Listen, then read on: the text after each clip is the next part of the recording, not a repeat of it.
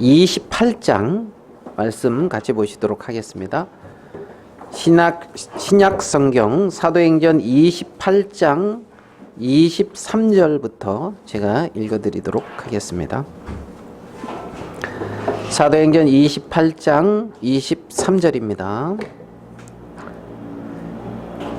저희가 일자를 정하고 그의 우거하는 집에 많이 오니 바울이 아침부터 저녁까지 강론하여 하나님 나라를 증거하고 모세의 율법과 선지자의 말을 가지고 예수의 일로 권하더라. 그 말을 믿는 사람도 있고 믿지 아니하는 사람도 있어 서로 맞지 아니하여 흩어질 때에 바울이 한 말로 일러 가로되 성령이 선지자 이사야로 너희 조상들에게 말씀하신 것이 옳도다 일렀으되 이 백성에게 가서 말하기를 너희가 듣기는 들어도 도무지 깨닫지 못하며 보기는 보아도 도무지 알지 못하는도다. 이 백성들의 마음이 완악하여져서 그 귀로는 둔하게 듣고 그 눈을 감았으니 이는 눈으로 보고 귀로 듣고 마음으로 깨달아 돌아와 나의 고침을 받을까 함이라 하였으니 그런즉 하나님의 이 구원을 이방인에게로 보내는 줄 알라. 저희는 또한 들으리라 하더라. 바울이 온 이태를 자기 셋집에 유하며 자기에게 오는 사람을 다 영접하고 담대히 하나님 나라를 전파하며 주 예수 그리스도께 관한 것을 가르치되 그 많은 사람이 없었더라. 31절까지 우리 사도행전 마지막 부분을 다 읽어 드렸습니다. 사도 바울이 예루살렘에서 죄인된 어떤 모습으로 이렇게 이제 로마에까지 호송되었고, 오늘 읽은 이 말씀은 이제 로마에서의 그 1차 호송되어서 왔던 1차 감옥에 있었던 사도 바울의 모습을 우리는 여기서 발견할 수가 있습니다. 사도 바울이 1차에 로마에 있을 때는 죄수의 몸으로 있었지만은 그래도 자유롭게 사람들을 만나고 하나님의 말씀을 이렇게 전할 수 있는 것을 우리는 이 성경에서 이렇게 살펴볼 수가 있습니다. 우리 사도행전 28장 15절의 말씀을 한번 보겠습니다. 거기 형제들이 우리 소식을 듣고 앞비오 저자와 삼가까지 맞으러 오니 바울이 저희를 보고 하나님께 살해하고 담대한 마음을 얻으니라 이랬습니다. 사도 바울이 로마에 도착하게 되어졌을 때 이 로마에 있는 형제들이 사도 바울의 소식을 듣고 사도 바울을 만나려고 안비오 저자와 삼관까지 나와서 바울을 맞이했습니다. 그래서 바울이 로마에 있는 형제들을 보면서 얻은 것이 있는데 담대한 마음을 얻었다고 성경은 말씀하고 있어요.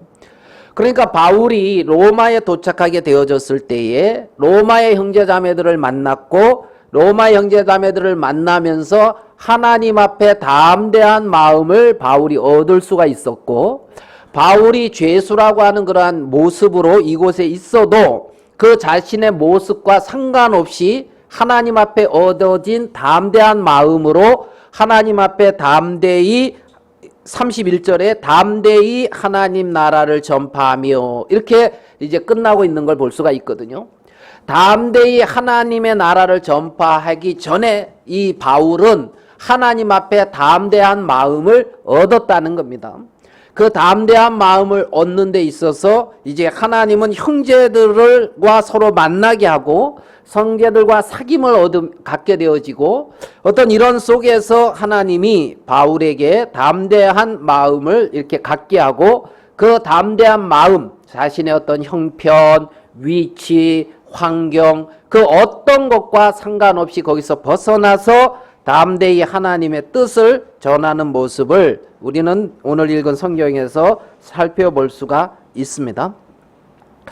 이렇게 이제 형제들을 만났던 사도 바울은 17절에 사도행전 28장 17절에 사흘 후에 사흘이 지났습니다. 바울이 유대인 중 높은 사람들을 청하여 그랬어요. 그러니까 유대인 중에 로마에서 유대인 중에 그래도 지도급에 있는 사람들, 높은 사람들을 청해서 모인 후에 여러분 형제들아 그러면서 이제 내가 여기에 어떻게 이 죄수의 몸으로 왔는지 그것을 설명해 주고 있습니다. 그래서 자 여기 보니까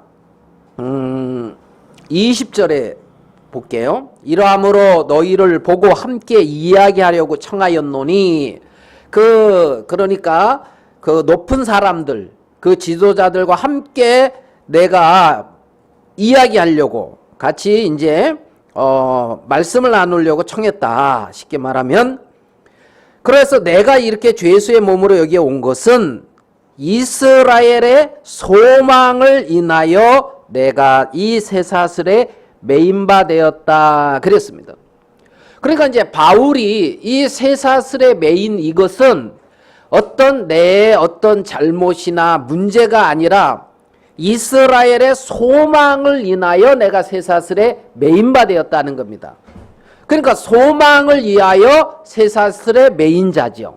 지금 쇠사슬에 매여 있지만 소망을 이스라엘의 소망을 위하여 쇠사슬에 매인 사도 바울은 그러한 사도 바울의 모습을 우리가 볼 수가 있죠. 자 그러면 그 사도 바울이 말하는 이스라엘의 소망, 자 우리 사도행전 24장 오늘은 성경을 좀 보면서 말씀을 좀 같이 나누려고 합니다. 24장 15절을 보겠습니다. 24장 15절 저희의 기다리는 바 하나님께 향한 소망을 나도 가졌으니 곧 의인과 악인의 부활이 있으리라. 여기 보면 하나님께 향한 소망, 저희들이 가지고 있는 하나님께 향한 소망이 뭐냐면 의인과 악인의 부활이라는 겁니다. 그러니까 이 이생의 삶이 전부 다가 아니라 이제 의인으로 악인으로 부활을 한다는 거지요. 그 소망으로 내가 이제 그 소망을 가졌고 16절에 이것을 인하여 나도 하나님과 사람을 대하여 항상 양심에 꺼리낌 없기를 힘썼다. 그러니까 이제 사도 바울은 의인과 악인의 뭐가 있다? 부활이 있다.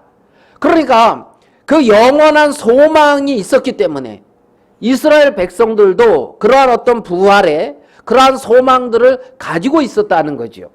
동일하게. 그런데 자 21절을 또 봐볼게요. 21절 24장 21절 오직 내가 저희 가운데서 서서 외치기를 내가 죽은 자의 부활에 대하여 오늘 너희 앞에 신문을 받는다고 이 한 소리가 있을 따름이라. 내가 이제 사도 바울이 붙잡혀 가지고 신문 받을 때에 바울은 이제 이 말을 했어요. 죽은 자의 부활이 있다는 것을 왜 못 믿을 말처럼 그러느냐. 나는 죽은 자의 부활 이 부분을 이제 바울이 말했는데 그 죽은 자의 부활에 대하여 오늘 너희 앞에 신문을 받는다. 뭐 요즘 벌초 이런 시기이기 때문에 사람들이 이제 뭐 벌초도 하고 요즘은 뭐 이제 자신들이 직접 가서 안 하고 벌초 대행업체 이런 사람들한테 해가지고 벌초도 하고 이제 그러잖아요. 저도 이제 어제 벌초를 좀 하고 벌초를 하고 왔는데 와 길이 없는 데를 나무가 많이 우거져가지고 가서 벌초 그 산소도 많이 이렇게 이제 공분이죠. 이게 이제 많이 허물어지고 그랬는데 그래서 집에 와서 족보를 찾아보니까 언제 돌아가셨고 거기에 언제 장사했나 보니까 140년 전 얘기더라고요. 140년 전.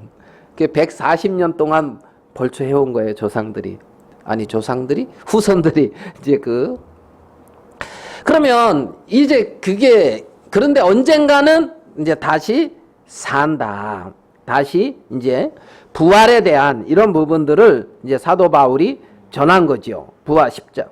그러니까 십자가의 죽음은 하나님과 우리 사이의 어떤 화목을 말하는 거고, 예수님의 어떤 부활은 우리가 이제 이 죽음이 끝이 아니라 새 생명이 있고 새 생명 가운데 행하는 어떤 그러한 삶과 영원한 어떤 생명에 대한 소망을 말해줄 수 있는 게 이게 부활이라는 거지요. 부활. 그러니까 예수님이 십자가에 죽으심으로 예수님의 흘리신 피는 우리의 죄를 하나님 앞에 씻기 위하여 대신 심판받은 것이고 대속한 것이고, 그래서 예수님의 죽으심으로 하나님과 우리를 화목시켰고, 이제는 그것이 끝이 아니고 예수님의 부활하심으로 부활의 새 생명, 영원한 생명을 우리에게 주셔서 이제는 그 새 생명 가운데, 영원한 생명 가운데 행하는 그러한 삶으로, 그래서 다시 사신 그리스도가 내 안에서 살아서 역사하시고 그 생명이 나타나는 그 삶을 살도록, 그게 이제 의인과 악인의 부활, 죽은 자의 부활을 이제 믿는 거지요. 그래 이제 이 사도 바울은 이 말씀을 전했는데, 자, 우리 본문으로 와서 보겠습니다. 이제 오늘 읽은 본문 22절을 보겠습니다. 자, 사도행전 28장 22절. 이에 우리가 너희 사상이 어떠한가 듣고자 하노니, 이제 그 높은 사람들을 청해서 이제 얘기를 했다 그랬잖아요, 바울이. 그러니까 로마에 있는 유대교의 높은 사람들, 지도급 있는 사람들이 와서 하는 말이, 우리가 너의 사상이 어떠한가 듣고자 한다. 근데 우리가 들리는 바에 의하면, 자, 바울이 전하는 이 복음, 이 파에 대하여는 어디서든지 반대를 받는 줄 우리가 알미라. 지금 사도 바울이 전하는 복음은 어디서든지 반대를 받는다는 거예요. 다 찬성하는 게 아니고 어디서든지, 어디를 가든지. 여러분을 반대하는 사람들 앞에서 얘기하기가 쉬워요, 어려워요? 어렵지요. 그런 거 보면 정치인들은 대단한 것 같아요. 반대를 하든 막 뭐 삿대질을 하든 욕을 하든 막 이렇게 이제 자기 할 얘기 이제 이렇게 하잖아요. 그죠? 혹시 뭐 이렇게 여러분한테 전화 옵니까? 예, 안녕하세요, 고객님. 여기는 어딘데? 뭐 막 그런 얘기를 하지요. 그래서 아, 됐습니다. 괜찮습니다. 예, 괜찮아요. 네, 네, 끊어요. 예, 여기 뭐 저거. 아, 네, 괜찮아요. 끊어요. 예, 저거. 자기 말만 계속 하다. 녹음기 드러났나 할 정도로. 근데 우리는 막 이렇게 뭐 괜찮다 하고 됐다 하고 그러면 더 이상 할 말이 없어요, 이제. 그런데 여기 보면 이 바울이 전한 이 사상은 어디서든지 반대를 받는다 그랬단 말이에요. 어디서든지 반대를 받는다. 그래서 23절에 봐봐요. 저희가 일자를 정하고 날짜를 정했어요. 이 날 그러면 우리가 만나서 이제 말해보자. 우거하는 집에 많이 오니 그랬단 말이에요. 바울이 이렇게 이제 거하고 있는 집에, 그러니까 이제 지도급의 사람들이 자기만 온 것이 아니라 여러 사람들 같이 해가지고 이제 많이 모였다는 거죠, 이 유대인들이. 그러면 어떻게 보면 이런 거는 어떻게 보면 열린 마음이죠. 그래, 대체 무슨 말을 하는지 우리가 좀 들어보겠다. 무턱대고 듣지도 않고, 야, 너는 어디 가든지 반대받는데 좀 똑바로 해. 그러고 뭐 무턱대고 자기가 생각하는 말만을 전하는 것이 아니고, 너 말해봐, 우리가 들어볼게 하니까 그 23절에 이런 모습들을 보면 열린 마음인 것을 이제 볼 수가 있고, 그래도 뭐 이제 꽉 막혔다 이렇게 표현하기보다는 그래도 사리를 분별할 수 있는, 뭐라 그럴까요? 이제 이런 분들이다 이제 이렇게 생각할 수가 있죠. 그래서 23절에 바울이 아침부터 저녁까지 강론하여, 아침부터 저녁까지 바울이 말씀을 전했다는 거예요. 그래서 자 봐봐요. 첫 번째, 하나님 나라를 증거하고. 바울이 전한 게 뭐냐면 하나님 나라를 증거했어요. 두 번째, 모세의 율법과 선지자의 말을 가지고 예수의 일로 권하더라. 그러니까 하나님 나라가 임하는 부분을 증거했고, 그 다음에 모세의 율법과 선지자의 글이 예수 그리스도를 지금 증거하고 있는 것이고 예수님의 부활을 증거하고 있는 것이다. 예수님의 일에 대해서 권했고 그 부분에 대해서 구약의 예언을 예수님을 통해서 성취하고 있고, 이런 부분들을 어떻게 해요? 아침부터 저녁까지 강론했다는 겁니다. 여러분, 만약에 여러분들이 이 자리에 있었으면 어떻겠어요? 아침부터 저녁까지 다 강론했는데, 그럼 아이고 지겹게 그 어떻게 앉아서 듣고 있어, 막 이렇게 말하는 사람도 있고, 또 어떤 분들은 와, 사도 바울의 신약 시대에 진짜 가장 위대한 종애라고 할 수도 있잖아요. 사도 바울이 주옥 같은 그 말씀을 들을 수 있어서 얼마나 감사하냐, 뭐 이럴 수도 있고, 그죠? 여러 가지 모습이 나타날 수가 있죠. 그래서 바울은 하나님의 나라를 증거했단 말이에요. 교회, 어떤 천국, 하나님의 어떤 주권이 세워져 있고 하나님의 통치가 임하는 어떤 하나님의 나라, 하나님이 통치하는 그 나라가 하나님의 나라거든요. 그렇죠? 무슨 말씀인지 이해되죠? 하나님의 나라는 하나님의 주권이 세워 있고 하나님이 다스리는 그 나라가 하나님의 나라란 말이에요. 그래서 예전에 우리가 주일학교 찬송에 보면 사막에 샘이 넘쳐 흐르리라, 사막에 꽃이 피어 향나리라, 주님이 다스리는 그 나라가 되면은 사막이 꽃동산 되리, 사자들이 어린 양과 뛰놀고, 그쵸? 뭐 그렇게 하잖아요. 막 이렇게 율동하면서. 그래, 기억납니까? 주님이 다스리는 그 나라가 되면은 이게 하나님의 나라라고요. 하나님의 주권이 세워져 있고 하나님이 통치하는 그곳, 귀신이 나가면 하나님 나라가 너희에게 임했다. 그러면 하나님 나라는 너희 속에 있느니라. 그러니까 하나님 나라가 우리 속에 있다, 이 말은 내 마음 왕국에 하나님이 왕으로 세워져 있고 주인으로 세워져 있고 하나님의 통치와 하나님의 주권이 내 마음의 왕국에서 영향을 미치고 있고 그것이 온전히 세워져 있다, 이 말이거든요. 그게 이제 하나님의 나라라는 거죠. 그래서 예수 그리스도를 통하여 하나님의 나라가 온전히 세워지는 이 부분을 증거했고, 정말 선지자의 구약의 어떤 선지자와 모세와 율법에 기록한 바도 이 우리 주 예수 그리스도의 죽으심과 부활, 이 부분을 이제 아침부터 저녁까지 강론했단 말입니다. 우리 이 바울이 이렇게 이제 전한 이러한 어떤 우리 복음을 우리가 볼 수가 있는데, 그런데 이제 여기 보면 24절을 보겠습니다. 사도행전 28장 24절. 거기에 뭐라고 돼 있죠? 그 말을 믿는 사람도 있고 믿지 아니하는 사람도 있어.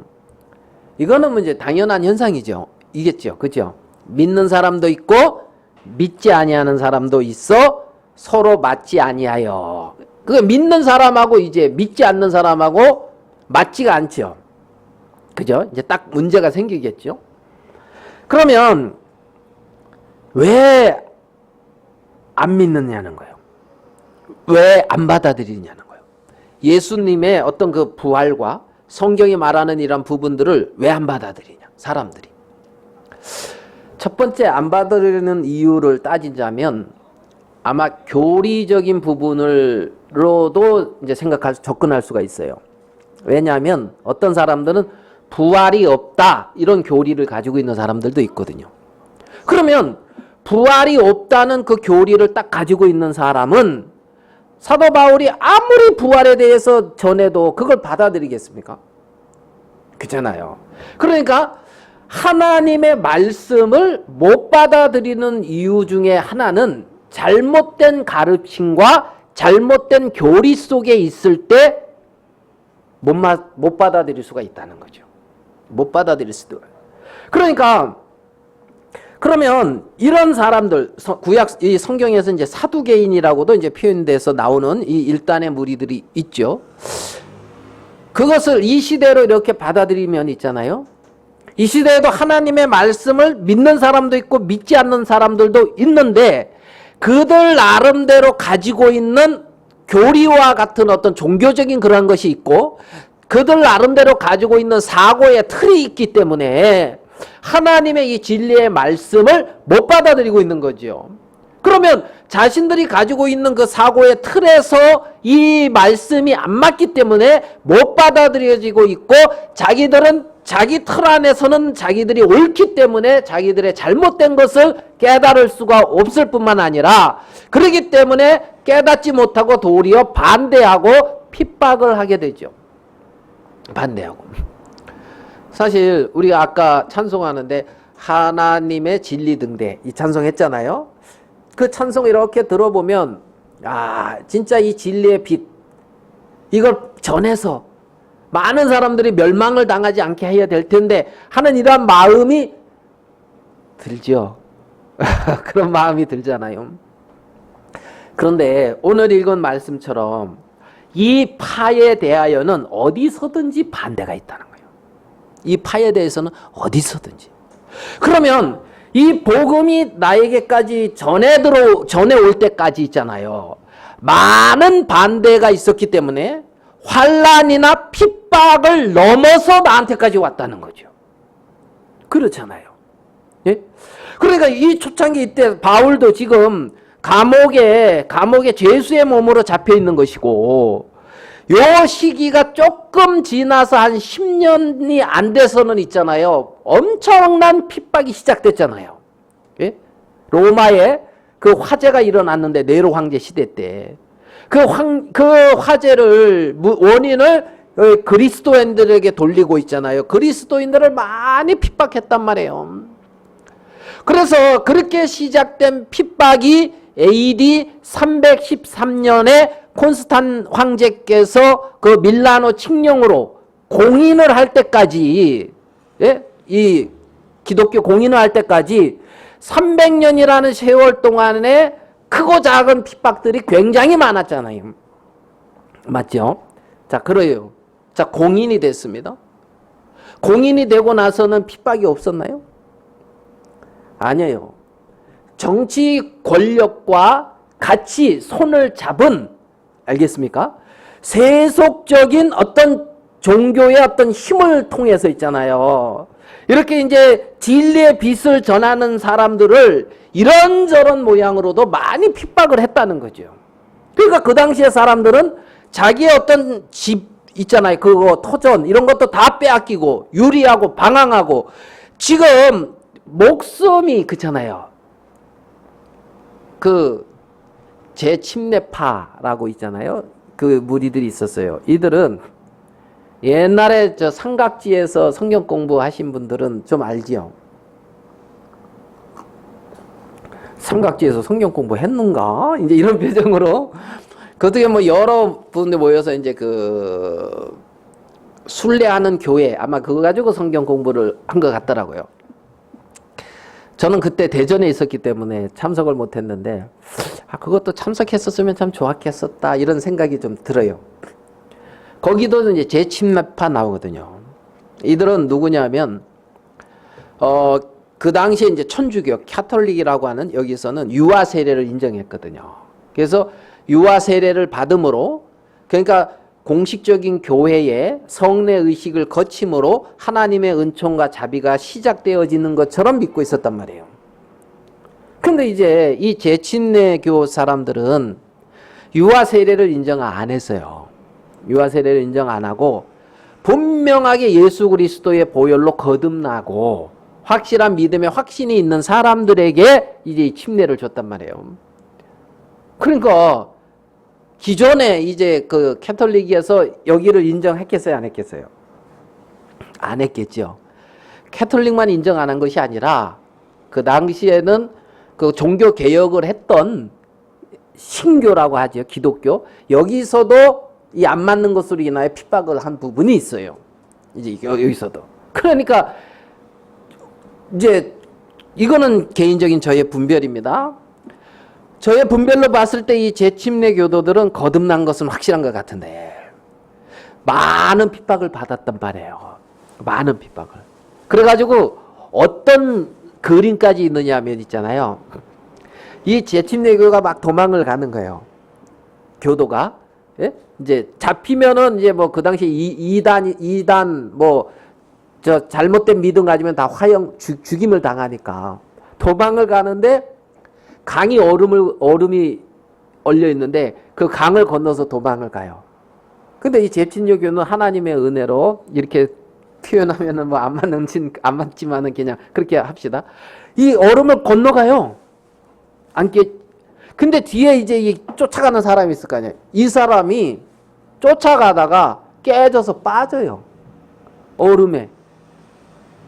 자, 그러면 이 시점에서 도망가야 됩니까? 건져줘야 됩니까?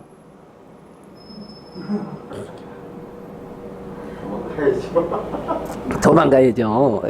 걸음만 알살라라 그러고, 아이고, 야, 너 나 잡으려고 하다 빠졌다 하고, 근데 이 재침례교도는 돌아가서 건져줘요. 생명. 건져줬는데, 저 건너편에서 같이 쫓아오던 그 상사들이, 잡아라! 그러니까 이 사람이 빠져나와가지고, 건져가지고 잡아서 체포해가지고 가요.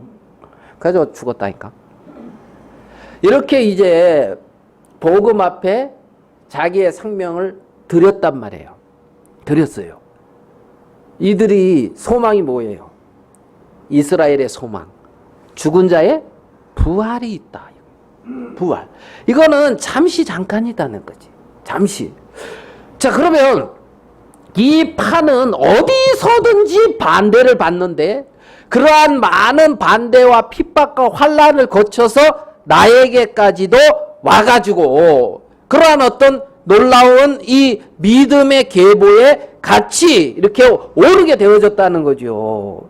이것이 얼마나 놀랍고 큰 거냐는 거예요. 얼마나 놀랍고. 자, 우리 사도 바울이 하나님 나라와 그 모세의 율법과 선지자들의 말을 통하여 예수의 일로 권했다고 했는데 그 사도 바울이 전한 복음은 로마서에도 뭐 자세히 나와 있죠. 로마서를 통해서 보면 바울이 어떻게 갈라디아서나 이런 걸 통해서 복음을 전한 걸 알 수가 있습니다. 근데 우리 직접 설교하는 것을 기록한 것을 들어보면은 사도행전 13장을 통해서 바울이 처음으로 바울의 설교가 기록되어 있는 부분입니다. 여기가. 사도행전 13장에 사도 바울이 전한 그리스도의 복음의 핵심을 이 13장에서 좀 찾아봅시다. 사도행전 13장 34절에는 이렇게 말씀을 하고 있습니다. 이제 쭉 모세를 통해 이 율법과 아브라함 뭐 쭉 이렇게 설교를 하면서 34절 또 하나님께서 죽은 자 가운데서 저를 일으키사 다시 썩음을 당하지 않게 하실 것을 가르쳐 가라사대 내가 다윗의 거룩하고 미쁜 은사를 너에게 주리라 하셨으니 그러므로 또 다른 편에 일렀으되 주의 거룩한 자로 썩임을 당하지 않게 하시리라 하셨느니라. 다윗은 당시에 하나님의 뜻을 쫓아 섬기다가 잠들어 그 조상들과 함께 묻혀 썩임을 당하셨을 때 37절 하나님이 살리신 이는 썩임을 당하지 아니하였나니. 그러니까 요 하나님이 살렸다 하는 예수 그리스도의 부활을 말을 하고 있어요. 맞습니까? 그러니까 지금 선지자의 글도 예수님의 부활을 말했다. 그래서 하나님이 살리신 이는 썩임을 당하지 않는다. 부활에 대한 신령한 몸에 대한 이 부분을 이제 말씀을 전하고 있죠. 1번 예수님의 부활. 자, 38절. 그러므로 형제들아 너희가 알 것은 이 사람을 힘입어 뭘 전했습니까? 죄사함을 너희에게 전하는 이것이며 그리스도의 부활과 죄사함을 전했단 말이에요. 예수 그리스도의 이름을 힘입어 죄를 사함받고 하나님과 화목되는 부분을. 자, 죄사함. 두 번째 죄사함. 예수님을 힘입어 죄사함을 받는다. 39절 또 모세의 율법으로 너희가 의롭다 하심을 얻지 못하던 모든 의뢰도 이 사람을 힘입어 믿는 자마다 의롭다 하심을 얻는 이것이라. 세 번째, 모세의 율법으로 의롭다 하심을 얻지 못하지만 예수 그리스도를 믿는 자마다 의롭다 하심을 얻는다. 의롭다. 이해되죠? 이 세 번째가 많은 좀 유대인들에게는 논란의 대상이 아마 될 거예요.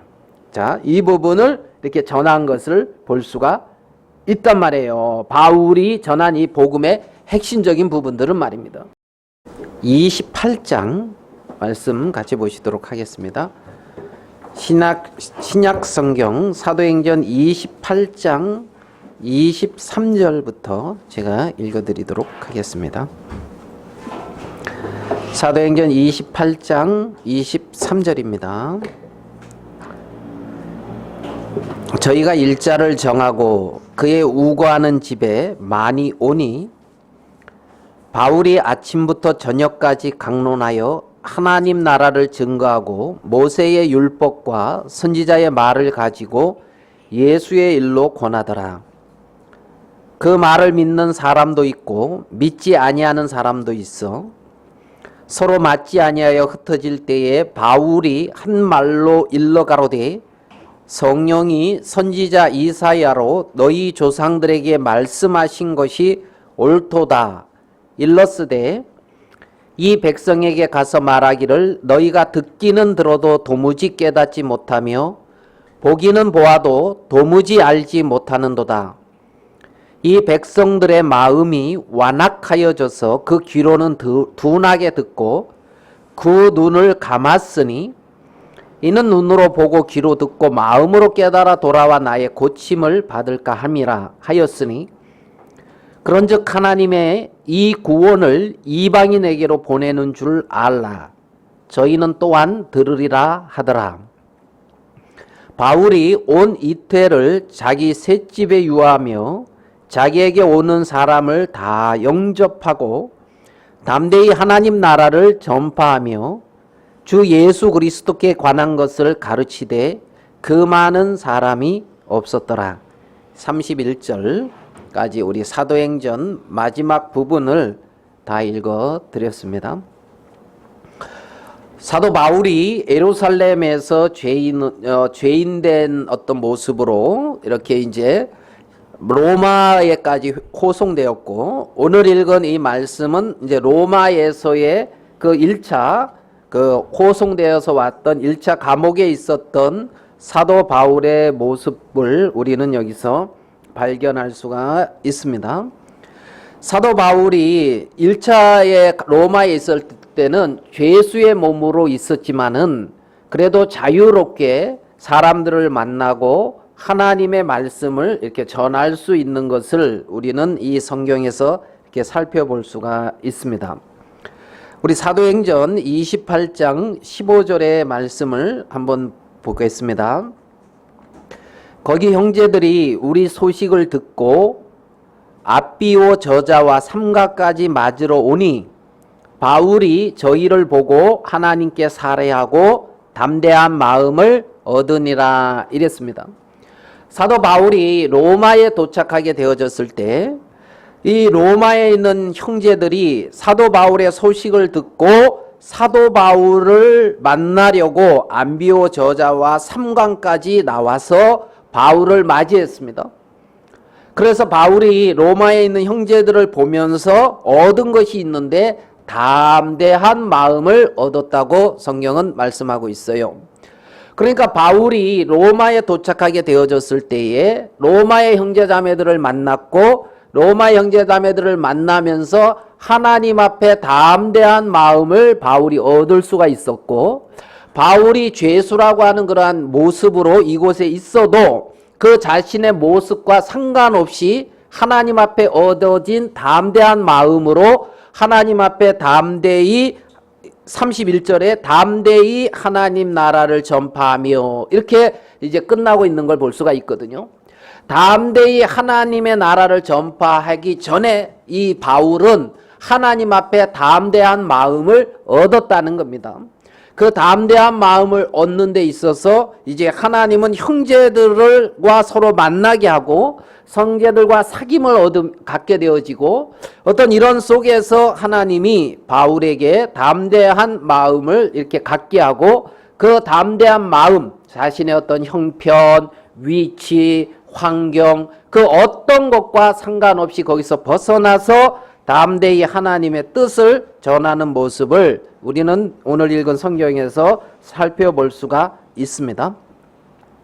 이렇게 이제 형제들을 만났던 사도 바울은 17절에 사도행전 28장 17절에 사흘 후에 한 사흘이 지났습니다. 바울이 유대인 중 높은 사람들을 청하여 그랬어요. 그러니까 유대인 중에 로마에서 유대인 중에 그래도 지도급에 있는 사람들, 높은 사람들을 청해서 모인 후에 여러분 형제들아 그러면서 이제 내가 여기에 어떻게 이 죄수의 몸으로 왔는지 그것을 설명해 주고 있습니다. 그래서 자 여기 보니까 20절에 볼게요. 이러함으로 너희를 보고 함께 이야기하려고 청하였노니 그러니까 그 높은 사람들 그 지도자들과 함께 내가 이야기하려고 같이 이제 말씀을 나누려고 청했다. 쉽게 말하면 그래서 내가 이렇게 죄수의 몸으로 여기에 온 것은 이스라엘의 소망을 인하여 내가 이 쇠사슬에 매인바 되었다 그랬습니다. 그러니까 이제 바울이 이 쇠사슬에 매인 이것은 어떤 내 어떤 잘못이나 문제가 아니라 이스라엘의 소망을 인하여 내가 쇠사슬에 매인바 되었다는 겁니다. 그러니까 소망을 위하여 쇠사슬에 매인 자죠. 지금 쇠사슬에 매여 있지만 소망을 이스라엘의 소망을 위하여 쇠사슬에 매인 사도 바울은 그러한 사도 바울의 모습을 우리가 볼 수가 있죠. 자 그러면 그 사도 바울이 말하는 이스라엘의 소망, 자 우리 사도행전 24장 오늘은 성경을 좀 보면서 말씀을 좀 같이 나누려고 합니다. 24장 15절을 보겠습니다. 24장 15절 저희의 기다리는 바 하나님께 향한 소망을 나도 가졌으니 곧 의인과 악인의 부활이 있으리라. 여기 보면 하나님께 향한 소망, 저희들이 가지고 있는 하나님께 향한 소망이 뭐냐면 의인과 악인의 부활이라는 겁니다. 그러니까 이 이생의 삶이 전부 다가 아니라 이제 의인으로 악인으로 부활을 한다는 거지요. 그 소망으로 내가 이제 그 소망을 가졌고 16절에 이것을 인하여 나도 하나님과 사람을 대하여 항상 양심에 꺼리낌 없기를 힘썼다. 그러니까 이제 사도 바울은 의인과 악인의 뭐가 있다? 부활이 있다. 그러니까 그 영원한 소망이 있었기 때문에 이스라엘 백성들도 그러한 어떤 부활에 그러한 소망들을 가지고 있었다는 거죠. 동일하게. 그런데 자 21절을 또 봐볼게요. 21절 24장 21절 오직 내가 저희 가운데서 서서 외치기를 내가 죽은 자의 부활에 대하여 오늘 너희 앞에 신문을 받는다고 한 이 한 소리가 있을 따름이라. 내가 이제 사도 바울이 붙잡혀 가지고 신문 받을 때에 바울은 이제 이 말을 했어요. 죽은 자의 부활이 있다는 것을 왜 못 믿을 말처럼 그러느냐. 나는 죽은 자의 부활 이 부분을 이제 바울이 말했는데 그 죽은 자의 부활에 대하여 오늘 너희 앞에 신문을 받는다. 뭐 요즘 벌초 이런 시기이기 때문에 사람들이 이제 뭐 벌초도 하고 요즘은 뭐 이제 자신들이 직접 가서 안 하고 벌초 대행업체 이런 사람들한테 해가지고 벌초도 하고 이제 그러잖아요. 저도 이제 어제 벌초를 좀 하고 조상 벌초를 하고 왔는데 와 길이 없는 데를 나무가 많이 우거져 가지고 가서 벌초 그 산소도 많이 이렇게 이제 봉분이죠. 이게 이제 많이 허물어지고 그랬는데, 그래서 집에 와서 족보를 찾아보니까 언제 돌아가셨고 거기에 언제 장사했나 보니까 140년 전 얘기더라고요. 140년 전. 그 140년 동안 벌초해온 거예요, 조상들이. 아니, 조상들이? 후손들이. 이제 그러면 이제 그게, 그런데 언젠가는 이제 다시 산다. 다시 이제 부활에 대한 이런 부분들을 이제 사도 바울이 전한 거죠. 부활 십자가. 그러니까 십자가의 죽음은 하나님과 우리 사이의 어떤 화목을 말하는 거고, 예수님의 어떤 부활은 우리가 이제 이 죽음이 끝이 아니라 새 생명이 있고 새 생명 가운데 행하는 어떤 그러한 삶과 영원한 어떤 생명에 대한 소망을 말해줄 수 있는 게 이게 부활이라는 거지요. 부활.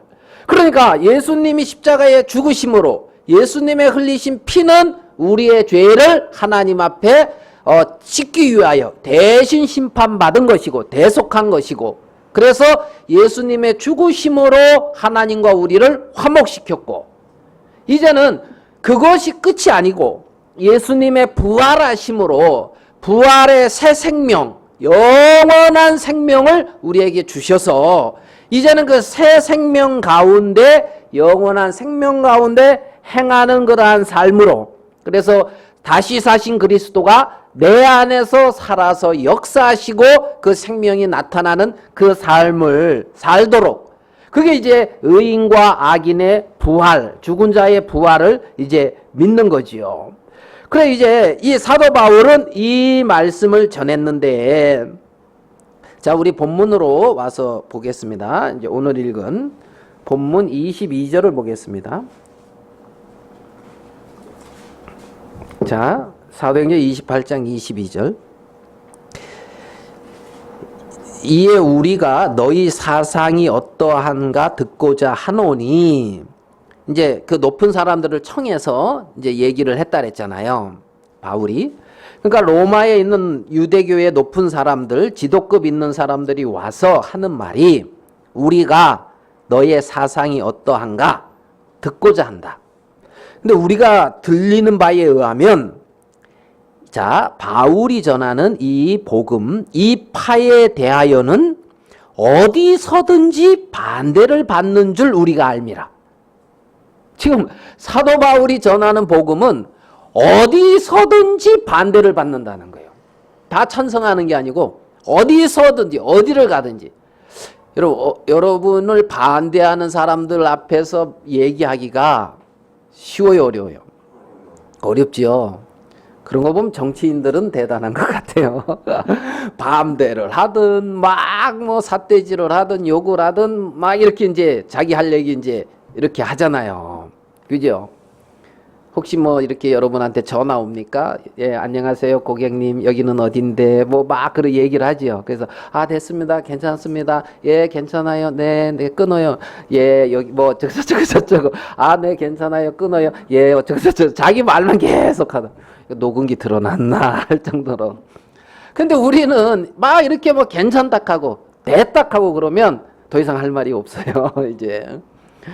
그런데 여기 보면 이 바울이 전한 이 사상은 어디서든지 반대를 받는다 그랬단 말이에요. 어디서든지 반대를 받는다. 그래서 23절에 봐봐요. 저희가 일자를 정하고 날짜를 정했어요. 이 날 그러면 우리가 만나서 이제 말해보자.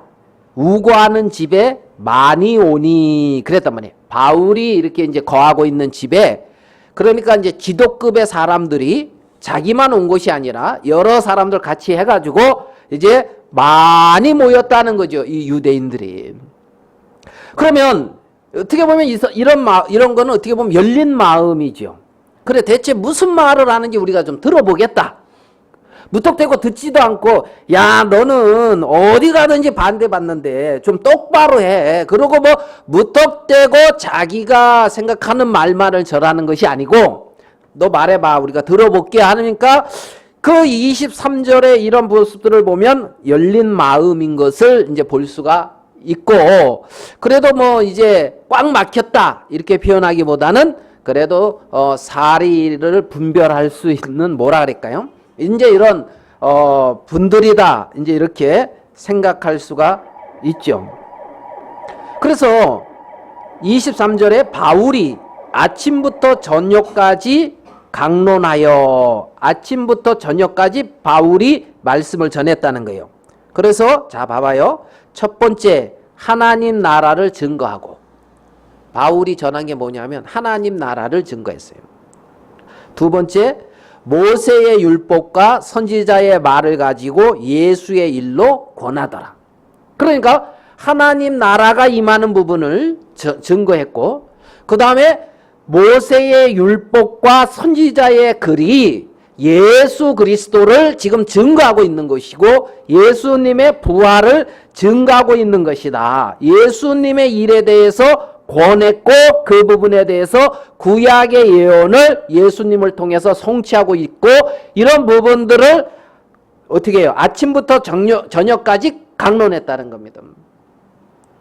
여러분, 만약에 여러분들이 이 자리에 있었으면 어떻겠어요? 아침부터 저녁까지 다 강론했는데, 그럼 아이고 지겹게 그 어떻게 앉아서 듣고 있어, 막 이렇게 말하는 사람도 있고, 또 어떤 분들은 와, 사도 바울의 신약 시대에 진짜 가장 위대한 종애라고 할 수도 있잖아요. 사도 바울이 주옥 같은 그 말씀을 들을 수 있어서 얼마나 감사하냐, 뭐 이럴 수도 있고, 그죠? 여러 가지 모습이 나타날 수가 있죠. 그래서 바울은 하나님의 나라를 증거했단 말이에요. 교회, 어떤 천국, 하나님의 어떤 주권이 세워져 있고 하나님의 통치가 임하는 어떤 하나님의 나라, 하나님이 통치하는 그 나라가 하나님의 나라거든요. 그렇죠? 무슨 말씀인지 이해되죠?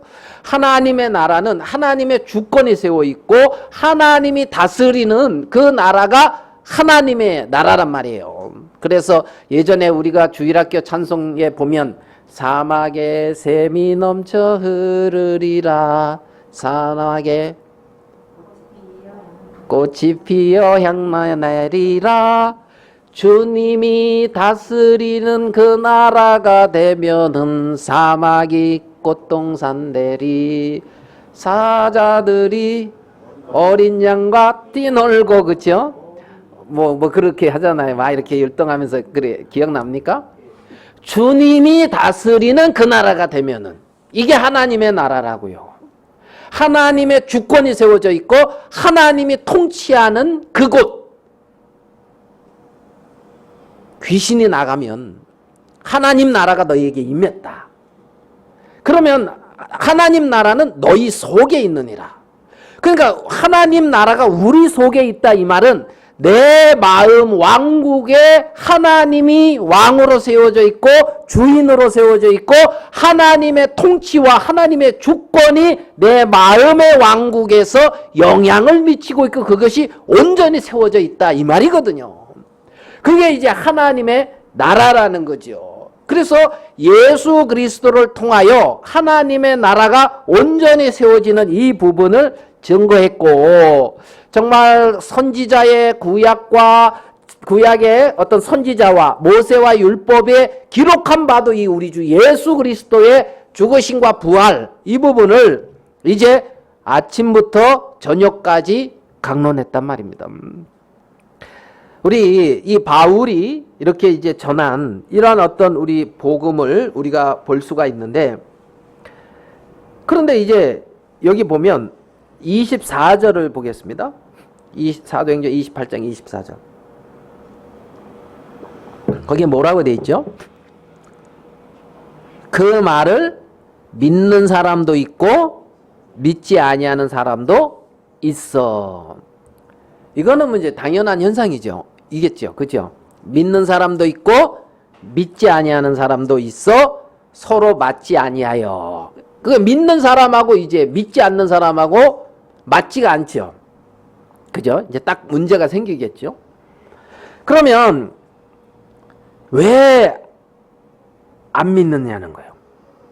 왜 안 받아들이냐는 거예요. 예수님의 어떤 그 부활과 성경이 말하는 이런 부분들을 왜 안 받아들이냐, 사람들이. 첫 번째 안 받으려는 이유를 따지자면 아마 교리적인 부분으로도 이제 접근할 수가 있어요. 왜냐하면 어떤 사람들은 부활이 없다 이런 교리를 가지고 있는 사람들도 있거든요. 그러면 부활이 없다는 그 교리를 딱 가지고 있는 사람은 사도 바울이 아무리 부활에 대해서 전해도 그걸 받아들이겠습니까? 그렇잖아요. 그러니까 하나님의 말씀을 못 받아들이는 이유 중에 하나는 잘못된 가르침과 잘못된 교리 속에 있을 때 못 받아들일 수가 있다는 거죠. 못 받아들일 수도. 그러니까 그러면 이런 사람들 이 성경에서 이제 사두개인이라고도 이제 표현돼서 나오는 이 일단의 무리들이 있죠. 그것을 이 시대로 이렇게 받아들이면 있잖아요. 이 시대에도 하나님의 말씀을 믿는 사람도 있고 믿지 않는 사람들도 있는데 그들 나름대로 가지고 있는 교리와 같은 어떤 종교적인 그런 것이 있고 그들 나름대로 가지고 있는 사고의 틀이 있기 때문에 하나님의 이 진리의 말씀을 못 받아들이고 있는 거죠.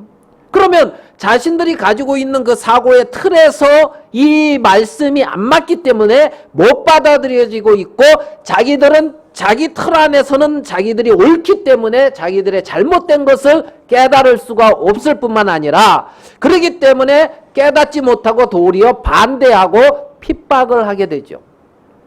반대하고. 사실 우리가 아까 찬송하는데 하나님의 진리 등대 이 찬송했잖아요. 그 찬송 이렇게 들어보면 진짜 이 진리의 빛 이걸 전해서 많은 사람들이 멸망을 당하지 않게 해야 될 텐데 하는 이러한 마음이 들죠. 그런 마음이 들잖아요. 그런데 오늘 읽은 말씀처럼 이 파에 대하여는 어디서든지 반대가 있다는 거예요. 이 파에 대해서는 어디서든지.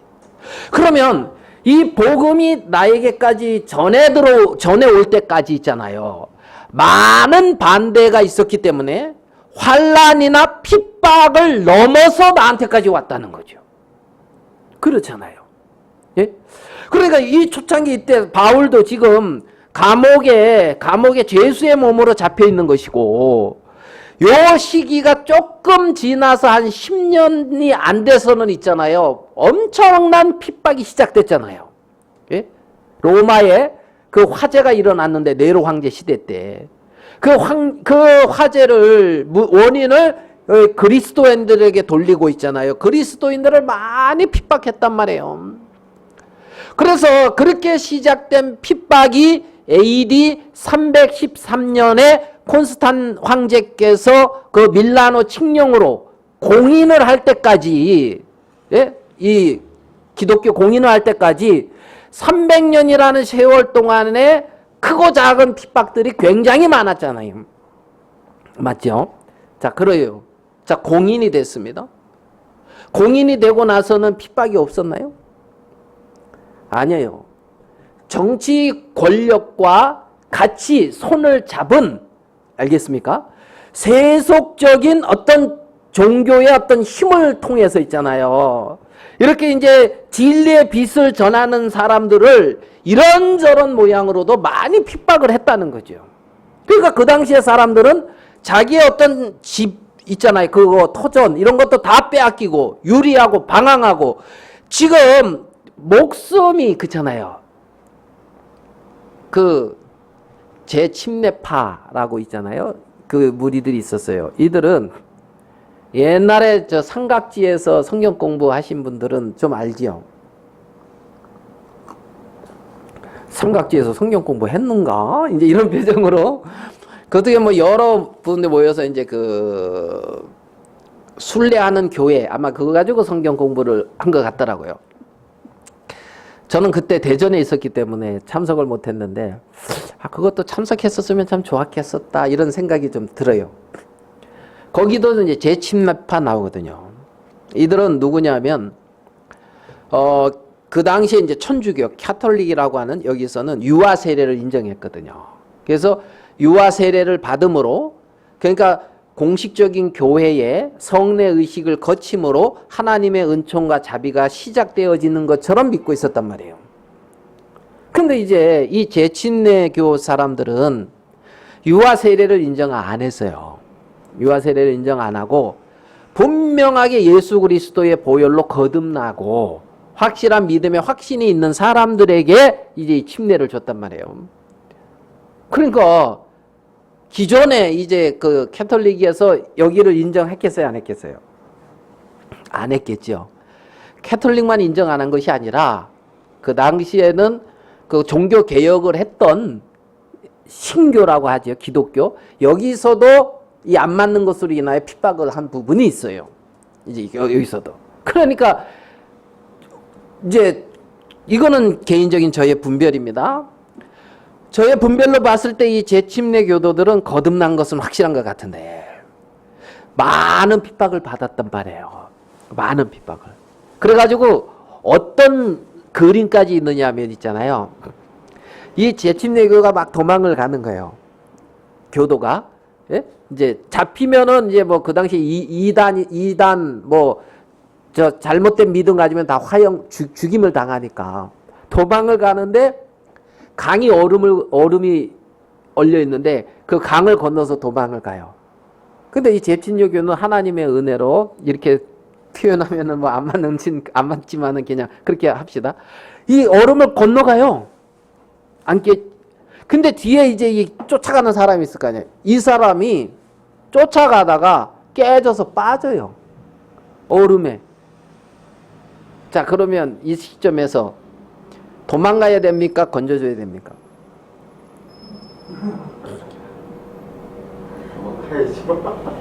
도망가야죠. 걸어만 살살라 그러고, 아이고, 야, 너 나 잡으려고 하다 빠졌다 하고, 근데 이 재침례교도는 돌아가서 건져줘요. 건져줬는데, 저 건너편에서 같이 쫓아오던 그 상사들이, 잡아라! 그러니까 이 사람이 빠져나와가지고, 건져가지고 잡아서 체포해가지고 가요. 그래가지고 죽었다니까. 이렇게 이제, 복음 앞에 자기의 생명을 드렸단 말이에요. 드렸어요. 이들이 소망이 뭐예요? 이스라엘의 소망. 죽은 자의 부활이 있다. 부활. 이거는 잠시 잠깐이다는 거지. 잠시. 자, 그러면 이 판은 어디서든지 반대를 받는데 그러한 많은 반대와 핍박과 환난을 거쳐서 나에게까지도 와가지고 그러한 어떤 놀라운 이 믿음의 계보에 같이 이렇게 오르게 되어졌다는 거죠. 이것이 얼마나 놀랍고 큰 거냐는 거예요. 얼마나 놀랍고. 자, 우리 사도 바울이 하나님 나라와 그 모세의 율법과 선지자들의 말을 통하여 예수의 일로 권했다고 했는데 그 사도 바울이 전한 복음은 로마서에도 뭐 자세히 나와 있죠. 로마서를 통해서 보면 바울이 어떻게 갈라디아서나 이런 걸 통해서 복음을 전한 걸 알 수가 있습니다. 근데 우리 직접 설교하는 것을 기록한 것을 들어보면은 사도행전 13장을 통해서 바울이 처음으로 바울의 설교가 기록되어 있는 부분입니다. 여기가. 사도행전 13장에 사도 바울이 전한 그리스도의 복음의 핵심을 이 13장에서 좀 찾아봅시다. 사도행전 13장 34절에는 이렇게 말씀을 하고 있습니다. 이제 쭉 모세를 통해 이 율법과 아브라함 뭐 쭉 이렇게 설교를 하면서 34절 또 하나님께서 죽은 자 가운데서 저를 일으키사 다시 썩음을 당하지 않게 하실 것을 가르쳐 가라사대 내가 다윗의 거룩하고 미쁜 은사를 너에게 주리라 하셨으니 그러므로 또 다른 편에 일렀으되 주의 거룩한 자로 썩임을 당하지 않게 하시리라 하셨느니라. 다윗은 당시에 하나님의 뜻을 쫓아 섬기다가 잠들어 그 조상들과 함께 묻혀 썩임을 당하셨을 때 37절 하나님이 살리신 이는 썩임을 당하지 아니하였나니. 그러니까 요 하나님이 살렸다 하는 예수 그리스도의 부활을 말을 하고 있어요. 맞습니까? 그러니까 지금 선지자의 글도 예수님의 부활을 말했다. 그래서 하나님이 살리신 이는 썩임을 당하지 않는다. 부활에 대한 신령한 몸에 대한 이 부분을 이제 말씀을 전하고 있죠. 1번 예수님의 부활. 자, 38절. 그러므로 형제들아 너희가 알 것은 이 사람을 힘입어 뭘 전했습니까? 죄사함을 너희에게 전하는 이것이며 그리스도의 부활과 죄사함을 전했단 말이에요. 예수 그리스도의 이름을 힘입어 죄를 사함받고 하나님과 화목되는 부분을. 자, 죄사함. 두 번째 죄사함. 예수님을 힘입어 죄사함을 받는다. 39절.